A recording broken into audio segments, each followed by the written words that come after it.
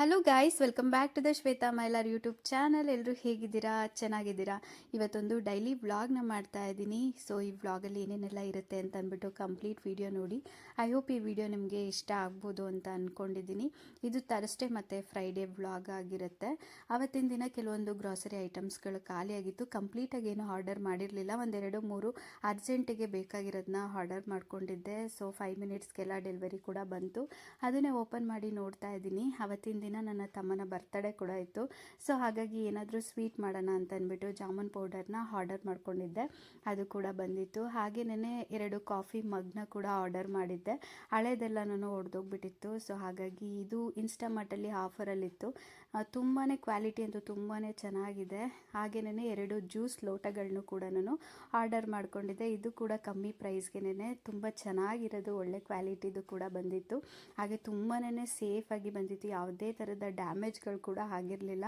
ನಾನು ಹೇಗೆ ಬರುತ್ತೋ ಏನೋ ಅಂತ ಅಂದ್ಬಿಟ್ಟು ಯೂಶಲಿ ಆನ್ಲೈನಲ್ಲಿ ಆರ್ಡರ್ ಮಾಡೋದಿಲ್ಲ. ಇದನ್ನು ನೋಡೋಣ ಹೇಗೆ ಬರುತ್ತೆ ಅಂತ ಅಂದ್ಬಿಟ್ಟು ಫಸ್ಟ್ ಟೈಮ್ ನಾನು ನೋಡಿ ಆರ್ಡರ್ ಮಾಡ್ಕೊಂಡಿದ್ದು. ತುಂಬ ಚೆನ್ನಾಗಿ ಬಂದಿತ್ತು. ಹಾಗೆಯೇ ನಿಮ್ಮ ಜೊತೆ ಕೂಡ ಶೇರ್ ಮಾಡ್ಕೊಳ್ತಾ ಇದ್ದೀನಿ. ಇದು ಥರ್ಸ್ಡೇ ದಿನದ ವ್ಲಾಗ್ ಆಗಿರುತ್ತೆ. ಅವತ್ತಿನ ದಿನ ನನ್ನ ತಮ್ಮ ಮಂಜೇಶಂದು ಬರ್ತಡೇ ಇತ್ತು. ಸೊ ಹಾಗಾಗಿ ಅವನಿಗೋಸ್ಕರ ಏನಾದರೂ ಸ್ವೀಟ್ ಮಾಡೋಣ ಅಂತ ಅಂದ್ಬಿಟ್ಟು ಇಲ್ಲಿ ಜಾಮೂನ್ನ ಮಾಡ್ತಾ ಇದ್ದೀನಿ. ಅವತ್ತಿನ ದಿನ ಜಾಮೂನ್ ತುಂಬಾ ಚೆನ್ನಾಗಾಗಿತ್ತು. ಸೊ ಹಾಗಾಗಿ ನಿಮ್ಮ ಜೊತೆ ಕೂಡ ಶೇರ್ ಮಾಡೋಣ ರೆಸಿಪಿನ ಅಂತ ಅಂದ್ಬಿಟ್ಟು ಶೂಟ್ ಮಾಡ್ಕೊಳ್ತಾ ಇದ್ದೀನಿ. ನಾನಿಲ್ಲಿ MTR ಅವ್ರದ್ದು ಇನ್ಸ್ಟಂಟ್ ಜಾಮೂನ್ ಪೌಡರ್ನ ತರಿಸ್ಕೊಂಡಿದ್ದೆ. ಅದನ್ನೇ ಒಂದು ಪ್ಯಾಕೆಟ್ನ ಯೂಸ್ ಮಾಡಿ ಮಾಡ್ಕೊಳ್ತಾ ಇದ್ದೀನಿ. ಈಗ ಒಂದು ಪ್ಯಾಕೆಟ್ ಜಾಮೂನ್ ಪೌಡರ್ನ ಹಾಕ್ಬಿಟ್ಟು ಅದಕ್ಕೆ ಸ್ವಲ್ಪನೇ ನೀರು ಹಾಕಿ ಕಲಿಸ್ಕೊಳ್ತಾ ಬರಬೇಕು. ಒಟ್ಟಿಗೆನೇ ನೀರು ಹಾಕೋದಕ್ಕೆ ಹೋಗಬಾರ್ದು, ಏಕೆಂದರೆ ಹದ ಕೆಟ್ಟೋಗ್ಬಿಡುತ್ತೆ. ಅದಕ್ಕೆ ಎಷ್ಟು ಬೇಕೋ ಅಷ್ಟನ್ನು ನೀರು ಹಾಕಿ ಸಾಫ್ಟಾಗಿ ಕಲಿಸ್ಕೊಳ್ಬೇಕಾಗತ್ತೆ. ಇದನ್ನು ಚೆನ್ನಾಗಿ ಕಲಿಸ್ಕೊಂಡಾದ್ಮೇಲೆ ಸ್ವಲ್ಪ ಎಣ್ಣೆ ಹಾಕ್ಬಿಟ್ಟು ಇದನ್ನು ಚೆನ್ನಾಗಿ ನಾದ್ಕೊಂಡು ಒಂದು 10 ಮಿನಿಟ್ಸು ನಾವು ಸೈಡಲ್ಲಿ ಅದು ನೆನೆಯೋದಕ್ಕೆ ಅಂತ ಅಂದ್ಬಿಟ್ಟು ಇಡಬೇಕು. ಅಷ್ಟರೊಳಗಡೆ ನಾವು ಪಾಕಕ್ಕೆ ರೆಡಿ ಮಾಡ್ಕೊಳ್ಬೇಕು.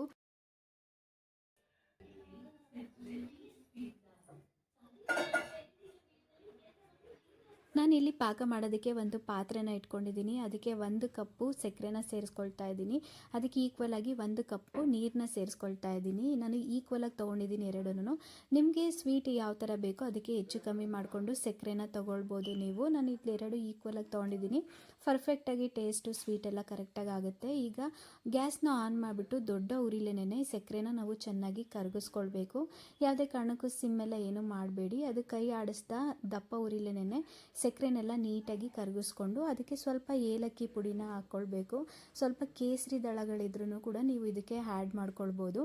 ಇದು ಚೆನ್ನಾಗಿ ಕುದಿ ಬಂದ ನಂತರ ಒಂದು 2 ನಿಮಿಷ ಇಲ್ಲ 3 ನಿಮಿಷ ಕರೆಕ್ಟಾಗಿ ಸಿಮ್ ಮಾಡಿ ಕುದಿಯೋದಕ್ಕೆ ಇಡಬೇಕು. ಒಂದೇಳೆ ಪಾಕ ಥರ ಬರುತ್ತೆ. ಆ ಥರ ಬಂದರೆ ಇದು ಕರೆಕ್ಟಾಗಿ ಆಗಿದೆ ಪಾಕ ಅಂತ ಅಂದ್ಬಿಟ್ಟು. ಸೊ ಅದಾಗಿದೆ. ನಾನೀಗ ಒಂದು ಸೈಡ್ ಇಟ್ಟಿದ್ದೀನಿ. ಈಗ ಇನ್ನೊಂದು ಸೈಡು ನಾನು ಹಿಟ್ಟನ್ನ ಏನು ಕಲಿಸ್ಕೊಂಡಿದ್ದೆ ಅದನ್ನು ಈ ಥರ ಚಿಕ್ಕ ಚಿಕ್ಕ ಉಂಡೆಗಳಾಗಿ ಮಾಡ್ಕೊಂಡಿದ್ದೀನಿ. ಅದನ್ನು ಈಗ ಎಣ್ಣೆಯಲ್ಲಿ ನಾನು ನಿಧಾನಕ್ಕೆ ಕರ್ಕೊಳ್ತಾ ಇದ್ದೀನಿ. ಎಣ್ಣೆನ ಸ್ವಲ್ಪ ಹದವಾಗಿ ಕಾಯಿಸ್ಬಿಟ್ಟು ಸಿಮ್ ಮಾಡಿ ಒಂದೊಂದೇ ಉಂಡೆಗಳನ್ನ ಈ ಥರ ಹಾಕ್ಕೊಳ್ಬೇಕು. ಇದನ್ನು ಹಾಕಿ ನಿಧಾನಕ್ಕೆ ನಾವು ಫ್ರೈ ಮಾಡ್ಕೊಳ್ತಾ ಬರಬೇಕು. ಅಂತಂದರೆ ಒಳಗಡೆ ಇರೋ ಹಿಟ್ಟೆಲ್ಲ ಕೂಡ ಈಕ್ವಲ್ ಆಗಿ ಬೇಯಬೇಕು. ಆ ರೀತಿಯಾಗಿ ನಾವು ಸಿಮ್ ಮಾಡ್ಕೊಂಡೇನೆ ಇದನ್ನು ಫ್ರೈ ಮಾಡಬೇಕಾಗತ್ತೆ.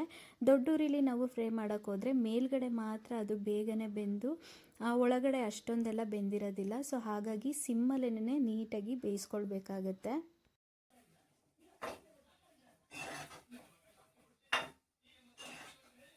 ಈಗ ನೋಡಿ, ಇದು ಹದವಾಗಿ ಒಳಗಡೆನೂ ಅಷ್ಟೇ ಹೊರಗಡೆನೂ ಅಷ್ಟೇ ಹದವಾಗಿ ಬೆಂದಿದೆ. ಕಲರ್ ಕೂಡ ತುಂಬಾ ಚೆನ್ನಾಗಿ ಕೂಡ ಬಂದಿದೆ.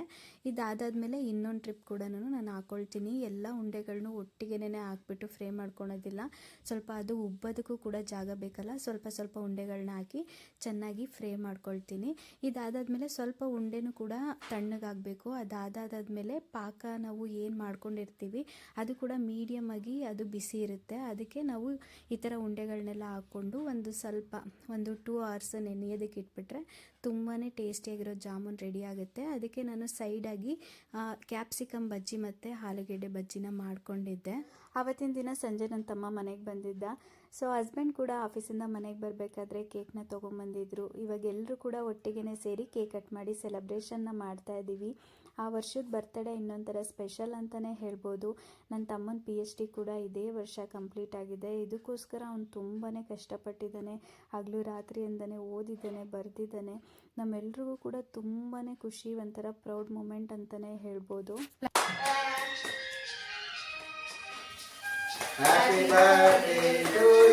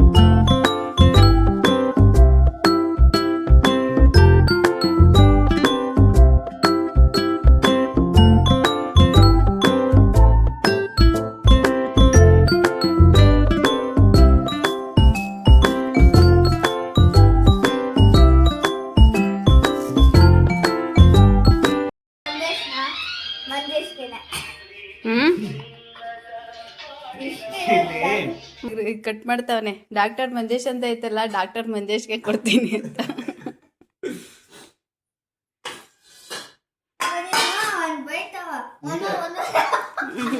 ಅವತ್ತಿನ ದಿನ ರಾತ್ರಿ ಊಟಕ್ಕೆ ಅನ್ನ ಬೇಳೆ ಸಾಂಬಾರು ಮಾಡಿದ್ದೆ. ಆಗಲೇ ತೋರಿಸ್ದಂಗೆ ಜಾಮೂನು ಮತ್ತು ಬಜ್ಜಿನ ಮಾಡ್ಕೊಂಡಿದ್ದೆ. ನನ್ನ ತಮ್ಮ ಕೂಡ ಸಂಜೆ ಹೋಗ್ಬೇಕಾದ್ರೆ ಜಾಮೂನು ಬಜ್ಜಿ ಎಲ್ಲ ತಿನ್ಕೊಂಡು ಹೋದ.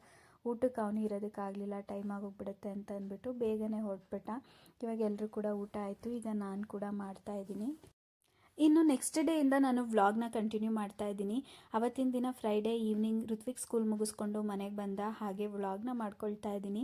ಅವತ್ತಿನ ದಿನ ವಸಂತ ಪಂಚಮಿ. ಸೊ ಸರಸ್ವತಿ ಪೂಜೆ ಮಾಡಿದ್ರೆ ತುಂಬಾ ಒಳ್ಳೆಯದು. ಅದು ಓದೋ ಮಕ್ಳ ಕೈಲಿ ಮಾಡಿಸಿದ್ರೆ ಇನ್ನೂ ಒಳ್ಳೆಯದು ಅಂತ ಅಂದ್ಬಿಟ್ಟು ಅವನ ಕೈಲೇ ಪೂಜೆ ಮಾಡಿಸೋಣ ಸಂಜೆ ಸ್ಕೂಲಿಂದ ಬಂದಾದಮೇಲೆ ಅಂತ ಅಂದ್ಬಿಟ್ಟು ವೆಯ್ಟ್ ಮಾಡ್ತಾ ಇದ್ದೆ. ಸೊ ಮಾರ್ನಿಂಗೇನೇ ಅವನ ಕೈಲಿ ಪೂಜೆ ಮಾಡಿಸಿ ಕಳಿಸ್ಬೇಕಿತ್ತು. ಬಟ್ ಅವನಿಗೆ ತುಂಬಾ ಕೋಲ್ಡು ಕಾಫು ಆಗಿರೋದ್ರಿಂದ ಮಾರ್ನಿಂಗ್ ಅಷ್ಟೊತ್ತಿಗೆ ಎಬ್ಬಿಸಿ ಅವನಿಗೆ ಪೂಜೆ ಎಲ್ಲ ಮಾಡಿಸಿ ಸ್ಕೂಲ್ಗೆಲ್ಲ ರೆಡಿ ಮಾಡಿ ಕಳಿಸೋದೆಲ್ಲನೂ ಕಷ್ಟ ಆಗುತ್ತೆ ಅಂತ ಅಂದ್ಬಿಟ್ಟು ಸಂಜೆನೇ ಪೂಜೆ ಎಲ್ಲ ಮಾಡಿಸೋಣ ಅಂತ ಅಂದ್ಬಿಟ್ಟು ಅಂದ್ಕೊಂಡೆ. ಸೊ ಹಾಗಾಗಿ ಮಾರ್ನಿಂಗಿಂದನೇ ನಾನೆಲ್ಲನೂ ಮನೆ ಕ್ಲೀನಿಂಗ್ ಎಲ್ಲ ಮಾಡಿಕೊಂಡು ನಾನು ಕೂಡ ಇವಾಗೆಲ್ಲ ಫ್ರೆಶ್ ಅಪ್ ಆಗಿ ಇವಾಗ ದೇವ್ರ ಮನೆನ ಕ್ಲೀನ್ ಮಾಡ್ಕೊಳ್ತಾ ಇದ್ದೀನಿ. ಅವ್ನು ಬರೋ ಅಷ್ಟರಲ್ಲಿ ದೇವ್ರ ಮನೆಯಲ್ಲೆಲ್ಲ ಹಳೆ ಹೂವೆಲ್ಲ ಎತ್ತಿ ಹೊಸ ಹೂವೆಲ್ಲ ಹಾಕ್ಬಿಟ್ಟು ಕ್ಲೀನ್ ಮಾಡಿ ಇಟ್ಕೊಂಡ್ರೆ ಅವ್ನು ಬಂದಾದ್ಮೇಲೆ ಅವ್ನ ಬುಕ್ಸ್ ಎಲ್ಲ ಓದೋ ಬುಕ್ಸ್ನೆಲ್ಲ ಜೋಡಿಸಿ ಅವನ ಕೈಲಿ ಪೂಜೆ ಎಲ್ಲ ಮಾಡಿಸ್ಬೋದು ಅಂತ ಅಂದ್ಬಿಟ್ಟು ಈಗ ಎಲ್ಲನೂ ರೆಡಿ ಮಾಡ್ಕೊಳ್ತಾ ಇದ್ದೀನಿ.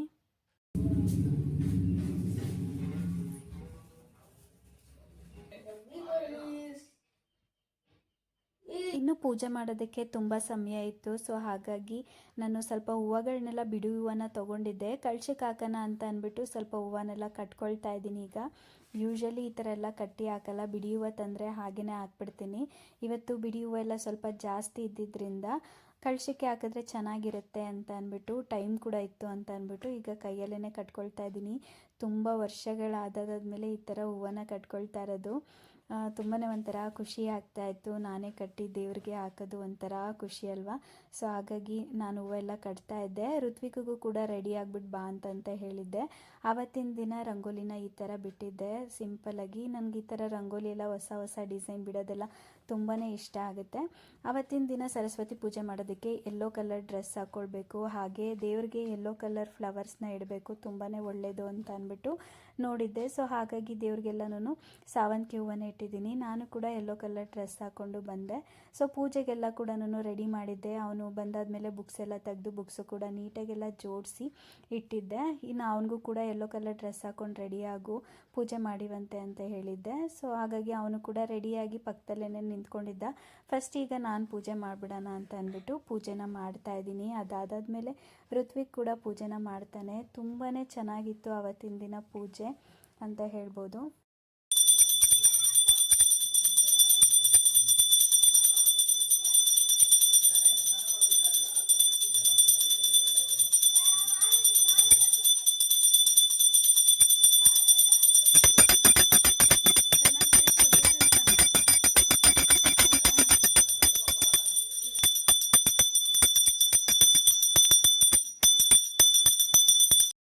ಇನ್ನು ನಾವಿಬ್ಬರು ಕೂಡ ಒಟ್ಟಿಗೆ ಪೂಜೆ ಮಾಡೋ ಟೈಮ್ಗೆ ಕರೆಕ್ಟಾಗಿ ನನ್ನ ಹಸ್ಬೆಂಡ್ ಕೂಡ ಆಫೀಸಿಂದ ಮನೆಗೆ ಬಂದರು.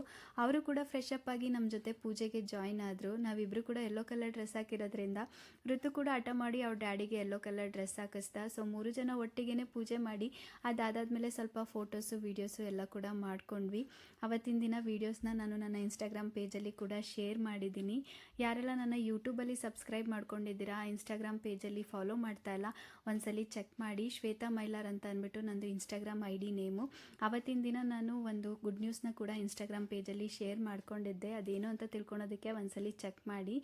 ಇಷ್ಟೇ 2 ದಿನದ ವ್ಲಾಗು ತುಂಬಾ ಚೆನ್ನಾಗಿ ಹೋಯಿತು ಅಂತಲೇ ಹೇಳ್ಬೋದು. 2 ದಿನ ತುಂಬಾ ಚೆನ್ನಾಗಿತ್ತು. ಐ ಹೋಪ್ ಈ ವಿಡಿಯೋ ಕೂಡ ನಿಮಗೆ ಇಷ್ಟ ಆಗಿದೆ ಅಂತ ಅಂದ್ಬಿಟ್ಟು ಅಂದ್ಕೊಳ್ತೀನಿ. ಇಷ್ಟ ಆಗಿದ್ರೆ ಲೈಕ್ ಮಾಡಿ, ಶೇರ್ ಮಾಡಿ, ಕಾಮೆಂಟ್ ಮಾಡಿ, ಹಾಗೆ ಮರಿದೇ ನನ್ನ ಚಾನಲ್ನ ಸಬ್ಸ್ಕ್ರೈಬ್ ಮಾಡ್ಕೊಂಡು ಸಪೋರ್ಟ್ ಮಾಡಿ. ಥ್ಯಾಂಕ್ಸ್.